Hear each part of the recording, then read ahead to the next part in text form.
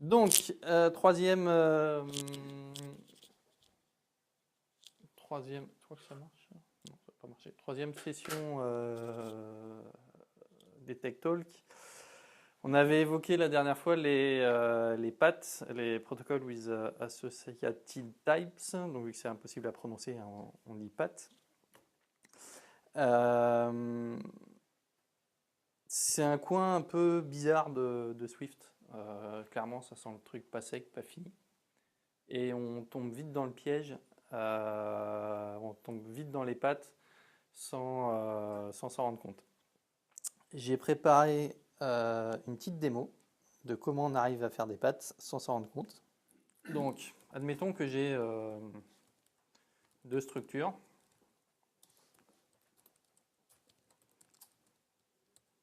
Ça marche aussi avec les classes, hein.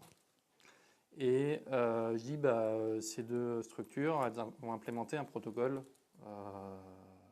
P qui a une méthode qui s'appelle PWET. Jusque-là, tout va bien. J'implémente ce protocole pour chacune des structures, donc foo et bar.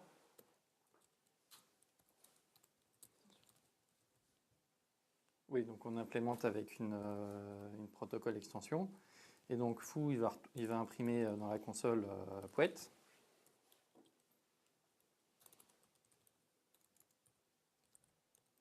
Et bar, il va imprimer. Qu'est-ce que vous voulez qu'il imprime? On a déjà vu la solution. PWET, Félix.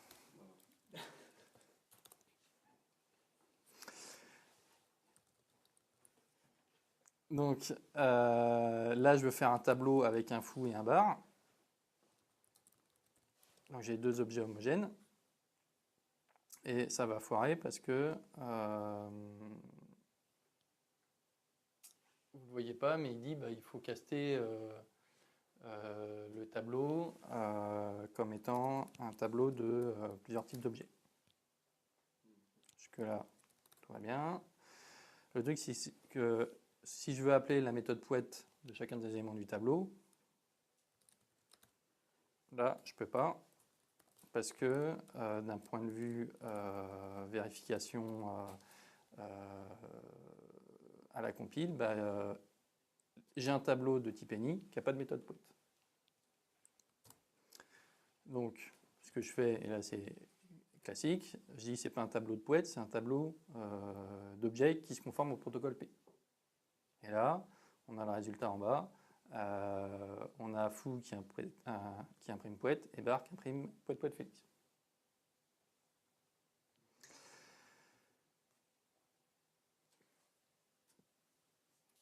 Là où ça devient un peu plus compliqué, c'est si on a besoin de pouvoir comparer les éléments du tableau, dans le sens est-ce qu'il y en a un qui est égal à l'autre. Donc, comme on avait vu il y a 2 semaines sur les observables, on passe par la méthode, par la conformance au protocole équatable. Donc là, il me dit l'implémentation de foo et de bar n'est pas suffisante parce qu'ils ne se conforment pas au protocole équatable. Pour se conformer au protocole équatable, il faut rajouter une fonction égale qui prend un foo, un deuxième foo qui retourne un bool. Donc ça, c'est la notion de l'implémentation de l'égalité. Pour l'exercice, on va dire qu'ils ne sont jamais égaux. De toute façon, on n'en a pas besoin. Et ça va être la même histoire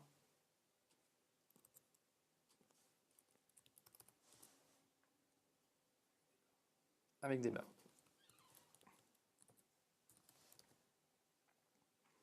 Donc là, on s'attend à ce que foo et bar dans le tableau, on puisse toujours les appeler, enfin appeler la méthode PWET de chacun de foo et bar. On sera assez surpris que ça ne marche pas. Et le fait d'avoir rendu le protocole P équatable, on a implicitement fait un path de ce protocole. Je vous en avais déjà parlé. Équatable utilise self dans sa définition, et self est implicitement un type associé à un protocole. Donc le self est là dans la définition d'Equatable. Le self, à quoi il sert dans le cas d'Equatable? Il sert à interdire la comparaison entre deux objets qui ne sont pas du même type. C'est-à-dire qu'on va vérifier que LHS et RHS ici sont du même type. En fait, self avec un grand S, c'est la classe, non? Oui. Voilà, c'est la classe, enfin ça peut être la classe, ça peut être le... Donc c'est le type concret. Donc, une fois que vous en êtes là, en général, on se dit, on voit ce fameux message d'erreur et on commence à chercher sur Internet. On commence à être perdu et on commence à comprendre qu'on n'a rien compris. Il y a un mec qui dit, une citation, c'est comprendre, c'est pardonner. Donc, je vous disais que tout à l'heure, ça faisait partie des choses qui étaient pas très sèches dans Swift. C'est partie des choses qui ne sont pas finies en fait. L'objet de la présentation, c'est d'expliquer comment ça fonctionne, pourquoi c'est fait comme ça, quelles sont les limites, qu'est-ce qu'on peut faire en attendant que le problème soit résolu. Les grandes lignes de la présentation, je les tire d'une conf faite par le monsieur écrit en bas là, Alexis Gallagher, qui a une vidéo sur YouTube qui est assez longue, qui va beaucoup plus dans le détail pour expliquer un peu la complexité, les enjeux dans la théorie d'un langage, etc. Mon propos, c'est de simplifier ça et essayer de vous faire passer les grandes lignes du problème qui est assez complexe. Donc, qu'est-ce qui fait que c'est bizarre? Le message d'erreur, il dit c'est only usable as generic constraint. Ça, si on réfléchit 2 secondes à ce que ça veut dire que on ne peut pas utiliser les paths là où on utilise un protocole de type Objective-C, pour la simple et bonne raison que les generic constraints n'existent pas en Objective-C. Donc quand vous avez ce message-là, c'est que vous êtes en train de faire quelque chose que vous n'avez pas l'habitude de faire.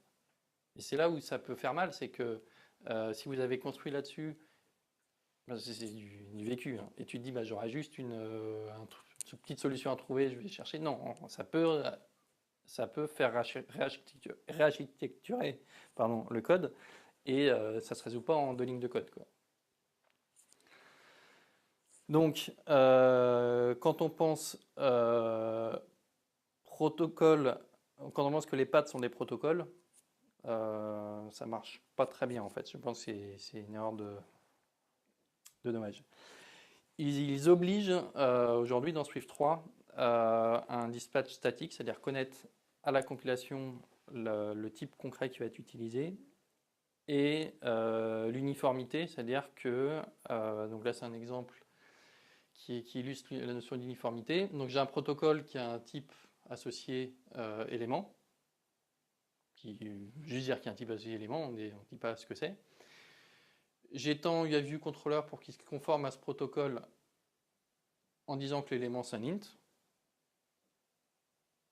Et j'étends UIView pour qu'il se conforme à un protocole avec le même type pour l'élément qui est un int. Donc, on pourrait dire ça pourrait être plutôt compatible. Si je veux définir des délégués, un tableau de délégués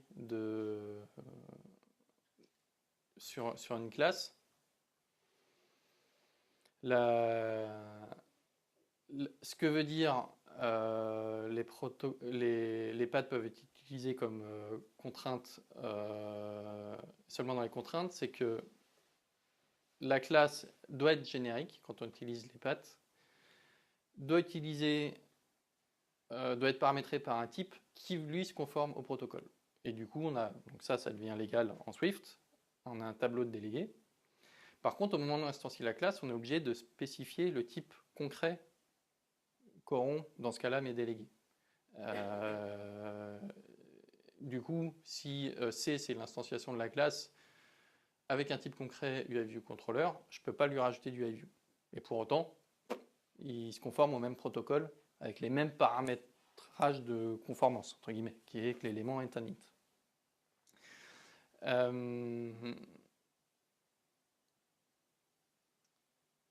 Ça, le pattern typique de pourquoi on était tombé dessus, pour rappel, dans le pattern observer, c'est qu'on avait un tableau de protocoles et les protocoles n'étaient pas liés à des types concrets. Ça, c'est une grosse contrainte. Et du coup, là où on utilise d'habitude les protocoles pour avoir du dynamic dispatch, c'est-à-dire on sait juste que cet objet a cette méthode-là, donc il se conforme au protocole et on verra au runtime quelle méthode sera réellement appelée. Donc ça, c'est les protocoles classiques Objective-C, Swift. Les paths, ça n'a rien à voir avec ça. C'est static dispatch, c'est-à-dire qu'il faut savoir à la compile quelle méthode va être appelée. La documentation, elle est pas très bonne. Donc ça, c'est tiré de la doc de Swift. Donc il dit que les protocoles n'implémentent pas de fonction eux-mêmes. Chaque protocole qu'on crée peut devenir un type fully fledged, donc un type comme les autres, voilà, à part entière dans le code. Et ce qui est assez intéressant, même assez rigolo, you can use a protocol in many places where other types are allowed. Donc, comme type de paramètre, on ne peut pas avec un path. Le type d'une constante, on ne peut pas mais avec un path. Et le type d'un item dans un array, dictionary ou autre container, on ne peut pas avec un path. Donc là où la doc est un peu confusante, et ça faut être très clair, c'est que quand ils disent protocole, il dit là, le protocole n'est pas des paths. C'est des protocoles Swift, des protocoles Objective-C, avec le bridge qui existe entre les deux. Mais dès qu'il y a un path, tout ça, ça marche plus. Alors j'ai beaucoup de mal à m'y faire, et de ce que je dis sur Stack Overflow, je ne suis pas le seul, parce que d'un côté tu lis ça, et d'un autre côté tu essaies d'exécuter du code. Vraiment à retenir, c'est deux bestiaux différents. Si on fait un exemple un peu plus concret, c'est un peu confusant parce que ça ressemble à l'utilisation de générique. Par exemple, ici j'ai deux fois la même implémentation. Donc celle du bas là, qui est ici, ça correspond à l'implémentation avec les paths et l'autre avec des génériques. Donc qu'est-ce que je fais? J'ai défini un protocole qui a un type associé collection, non, qui a un type associé élément, et l'élément doit lui-même se conformer à collection. J'ai une fonction get qui retourne l'élément. C'est un truc tout bête. Je fais une extension sur le protocole pour avoir une implémentation, et je print le nombre d'éléments que j'ai dans ma collection. Quelle est la taille de mon élément, l'élément étant une collection. Le fait que ce soit collection, ça permet d'avoir le point count ici. Si je la faisais conceptuellement, en Java, par exemple, on la ferait avec des génériques. Et on écrirait ça. On dit, j'ai défini un protocole avec un générique qui doit se conformer à collection et qui a une fonction get qui retourne le générique. Et là, on a un beau message d'erreur qui dit tu voulais faire ça, mais il faut utiliser les paths. Donc la différence entre des génériques et des paths, elle est dans les pratiques qu'on a des différents langages. Ça a l'air de résoudre le même problème qu'on avait avec les génériques. Donc pourquoi avoir fait un truc qui en plus est contraignant? La raison, elle est dans un problème de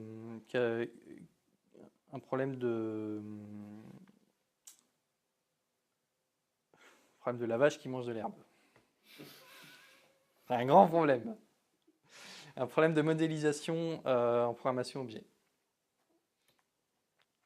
La, la vache qui mange de l'herbe, c'est un exemple qu'on trouve dans les bouquins, ça se présente comme ça. Moi, je définis la nourriture, forme de protocole, je ne sais pas ce que c'est, mais j'ai juste la nourriture. Je définis un animal qui mange de la nourriture. Donc, animal, il a une fonction qui prend en paramètre de la nourriture. Je définis de l'herbe, implémente une classe herbe qui implémente la nourriture. Et je définis une vache, qui est un animal, et qui mange aussi de la nourriture. Le seul problème, vous allez me voir venir, c'est que la vache, ça mange que de l'herbe. Ça mange pas de viande. Donc si je demande, si je donne de l'herbe à manger à la vache, ça se passe bien. Si je définis de la viande comme étant un autre type d'aliment, je peux très bien donner de la viande à manger à la vache. Et ça va compiler. Et ce qu'on fait dans ces cas-là, on a le même, enfin ça c'est du Swift, on a le même problème en Java, on a le même problème en Python. C'est qu'on met un bon vieil assert dans la méthode it qui dit si la nourriture qu'on me donne n'est pas de l'herbe, eh ben je crache. Le problème étant que c'est une vérification qui se fait en runtime et pas à la compilation. Si jamais je veux avoir l'erreur à la compilation, donc cette erreur-là, la mythe peut pas être convertie en... Donc la viande ne peut pas être convertie en herbe.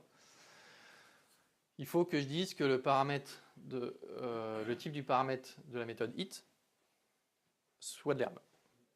Mais faisant ça, ma vache peut plus être un animal. Ce qui est un peu con en termes de modélisation, parce que une vache reste un animal. C'est pas parce que je mange pas de viande que je suis pas un animal. Donc la méthode, ce qui coince au niveau du compilo, c'est l'override de la méthode it, dont le type peut pas être spécialisé au fur et à mesure que je descends dans ma hiérarchie. Là, pareil, dire que la vache n'est pas un animal, c'est pas une très bonne idée. Parce que si on a déjà des problèmes sur des exemples aussi simples, je n'imagine même pas sur du vrai code, quelle complexité on peut avoir. Donc les pattes, ils permettent de résoudre ce problème-là. Et ça ressemblerait à ça. Donc j'ai mon protocole animal auquel j'associe un type qui est le type de nourriture, qui doit se conformer à food. Et du coup, la méthode it définie au niveau de l'animal, de la bête, c'est il mange de la nourriture, du type de nourriture qu'on a spécifié quand on a créé l'animal, la version concrète de l'animal. La version concrète de l'animal, par exemple, c'est la vache, et quand on crée la classe vache, on va lui dire, on te met un alias, on va dire le type de nourriture que tu manges, toi, c'est de l'herbe. Et du coup, c'est vérifié au moment de la compilation que la méthode it prend bien en paramètre de l'herbe et pas autre chose. Donc la vache peut manger de l'herbe, le lion peut manger de la viande, mais l'inverse n'est plus possible et c'est vérifié à la compilation.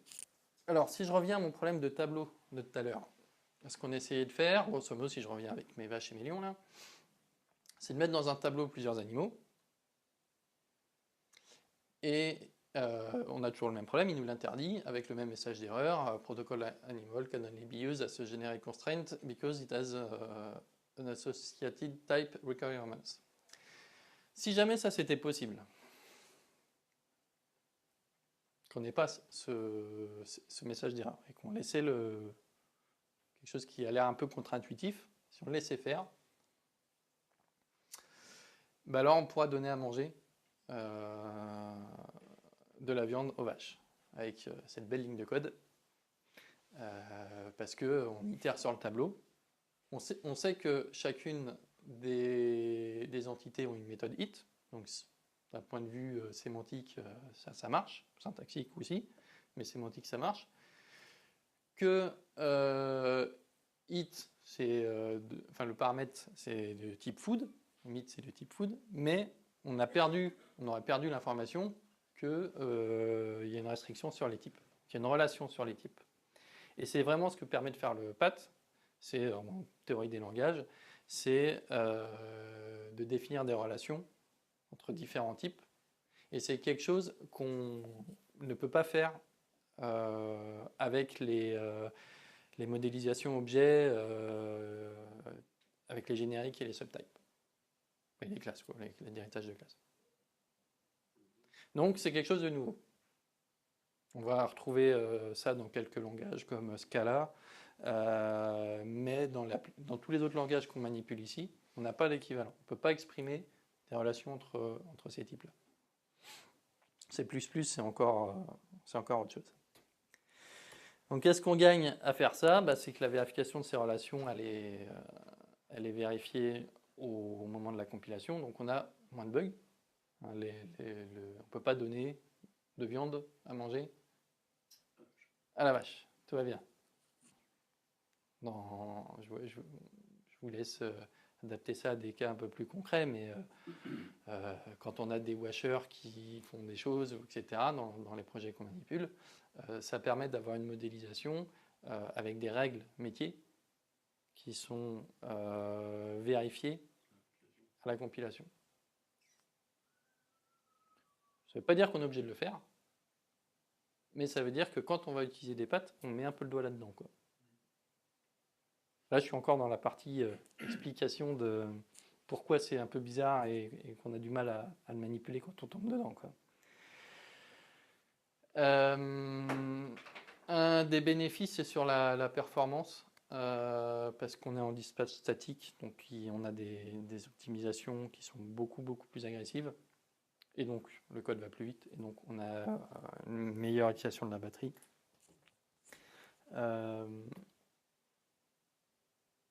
Maintenant qu'on a vu un petit peu ce que c'était, c'est clair que c'est un problème, le cas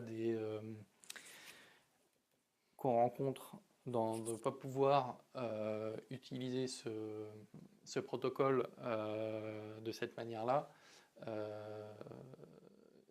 Beaucoup de gens tombent là-dessus, beaucoup de gens cherchent des réponses. Peu de gens comprennent, c'est vraiment complexe comme sujet. Et du coup, la core team de Swift apporte une solution qui s'appelle des existentiels généralisés. On en reparlera quand ça sera sorti, mais bon, c'est dispo sur le manifeste de Swift. Maintenant, tout le développement de Swift est fait publiquement, donc il y a toutes les infos sur le sujet, et qui permet de faire ce genre de choses. Donc ça, c'est une capture d'écran du manifeste. Ce qu'on ne peut pas faire aujourd'hui, c'est cette affectation-là. Dire j'ai une variable dont le type est un path. Lui, c'est un path parce qu'il a un type associé. Et donc, on pourra le faire.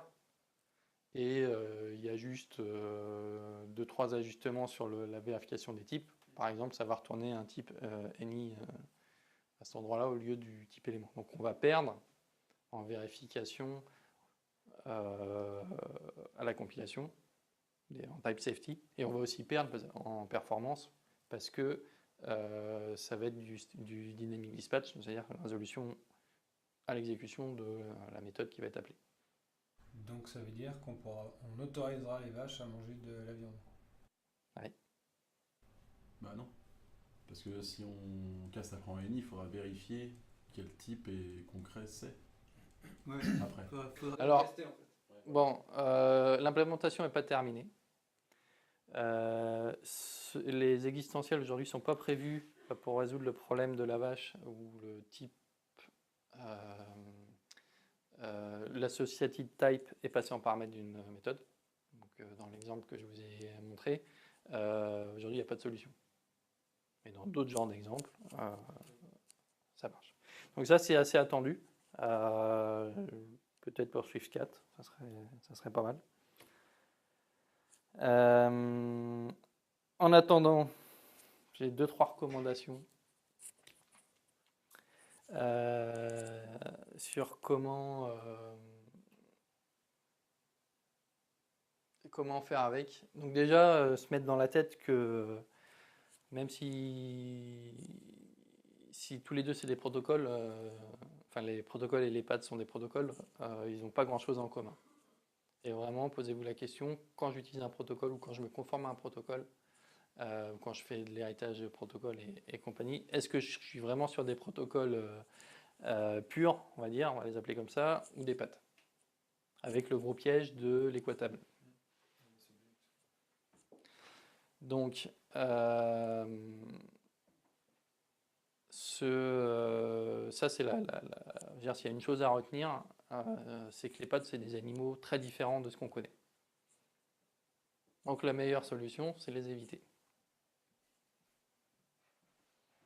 C'est de les éviter. Pour les utiliser, il faut qu'il y ait un bénéfice à ce que ça apporte. Donc le multi-type relationship, il faut que ça nous apporte quelque chose. Si on se rend compte qu'on a créé un pad par accident, ben, le mieux c'est de contourner et pas construire dessus. Aujourd'hui, c'est bancal. Il y a des techniques qui marchent dans certains cas pour s'en sortir, qui s'appellent du type erasure. Donc ça, c'est le mot-clé à chercher si vous êtes coincé. C'est à peu près ce qu'on a fait quand on a fait l'implémentation du pattern observable, c'est-à-dire wrapper mes objets dans un autre objet qui va retourner du NI. Ben, on perd le bénéfice du protocole quand on fait ça. Et si possible, attendre les améliorations au niveau de la standard library de Swift pour le support des existentiels.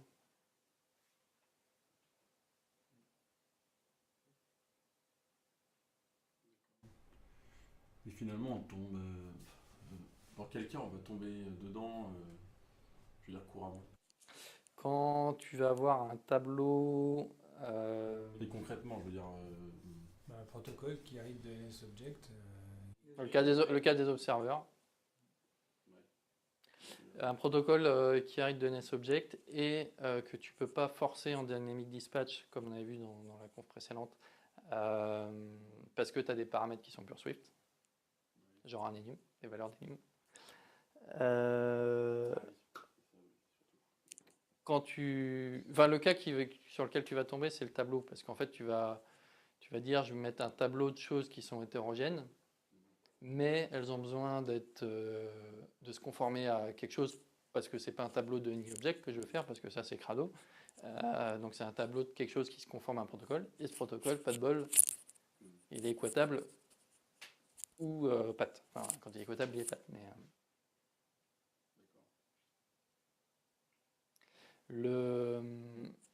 Donc ça, c'est sur les cas, on va dire, simples. Les cas un peu plus compliqués, où tu vas tomber immédiatement dedans, c'est quand tu vas commencer à faire du protocole oriented conception, développement, moi, je ne sais plus comment ils appellent ça, Apple, où ils disent tu ne vas pas sous-classer, encore un débat, mais tu ne vas pas utiliser une classe de base, tu vas mettre les fonctions dans des protocoles. Par exemple, le cas qui se pose avec ça, dans Objective-C, on a les strings et les mutable strings. On a les attributed strings et les mutable attributed strings. Quand on choisit NS mutable attributed string, de quoi on le fait hériter? De mutable string ou d'attributed string? Donc là, il n'y a pas de bonne solution parce qu'on n'a pas le droit à l'héritage multiple. Et l'idée des développements orientés par les protocoles, c'est de dire c'est une string auquel je rajoute des protocoles, protocole mutable, protocole attributed, et ça reste des strings, et etc., etc. Et là, tu vas très rapidement tomber dans des pattes. Tu t'en sers aussi quand tu as des structs et des classes qui partagent les mêmes le même code. Les structs, tu n'as pas le droit à l'héritage, donc tu ne peux pas factoriser le code. Par exemple, le code de parcours de liste, parcours de graphe, etc.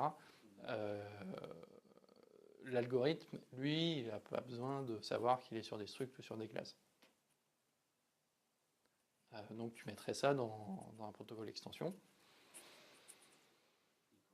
Et là, tu as vite fait de tomber sur un bat. Voilà. Ce qui est compliqué à gérer, c'est le passage de protocole pur à PAT. Il se fait hyper facilement. Et les implications que ça a au niveau de la sémantique du langage sont tellement importantes que c'est presque deux choses opposées, quoi. C'est ça qui est bancal. On s'en rend pas forcément compte très vite en fait, c'est ça, non? Oui, c'est ça. Si tu t'en rends compte, tu dis alors j'ai besoin de comparer deux éléments, alors du coup j'ai rajouté équotable et là foutu quoi. Et si c'est pas équotable, c'est autre chose quoi. D'accord. Mais ça veut dire quoi du coup, éviter les protocoles ou... Non, éviter les pattes. Ouais, mais après, comme on dit, par exemple là, C'est généralement on va vouloir comparer deux protocoles et là on aura besoin d'équotable. Mais là, T'en as pas on retombe dans les pattes. T'en as pas tout le temps besoin quand même de comparer des protocoles. Tu peux en avoir besoin, mais là, tu peux tomber dans le problème. Mais c'est quand même pas souvent qu'on compare. Enfin, ça peut arriver.